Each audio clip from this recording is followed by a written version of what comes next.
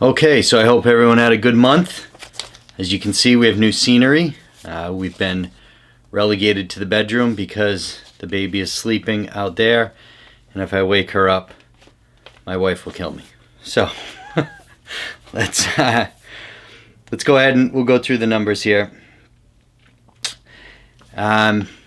Most of you aren't going to be surprised by a lot of what's coming out because, last month we had all those sales that didn't really exist that showed up and boost the statistics way up.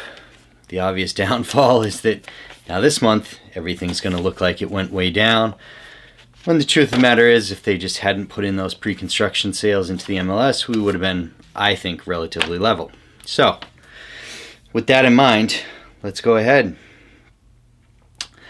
307 sales in July of 2017, 314 sales July of 2018.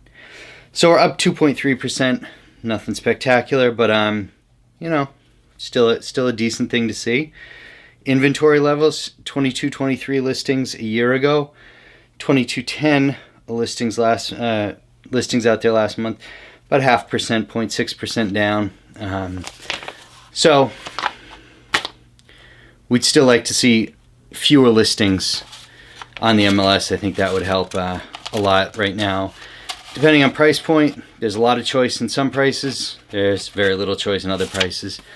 But again, I think it would be healthier for the market if we had fewer listings that were out there, fewer days on market. Anyways, better for sellers, I should say. This market I still think is good for buyers again, depending on price point. If you're in the lower price point, it's going to be very challenging. Lower inventory, faster sales pace. So at any rate, let's go ahead. We'll keep moving right on. Average price per square foot, $309. This time last year, $331.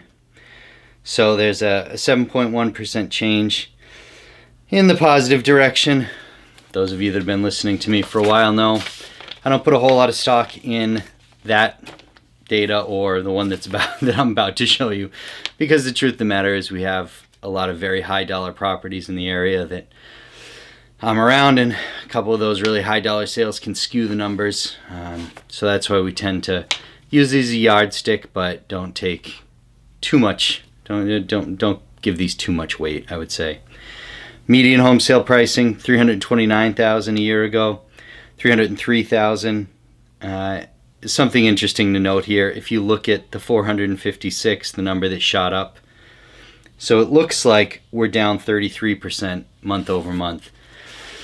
Again, those of you that know, all those pre-construction sales that got loaded in, when we went back to just our normal numbers without those sales added in, it was going to show a big decline in numbers, and it has, and this is one of the areas that it's showing up in. So just be aware of why that number looks like that month to month. The market isn't crashing. That being said, I think we're pretty range bound on both price per square foot and median pricing if you look here kind of across the board. The only thing some of you may note is the 303 number is the lowest number that appears on this graph. What I can tell you again and again is right now the lower dollar sales are moving the fastest. That $350,000 or below bracket, those especially in single family homes, they're flying off the shelf. So something to just be aware of. And again, I think the logical conclusion here is that the most activity is taking place on the lower end of the market. It's going to bring the median sale price down. So just something to note.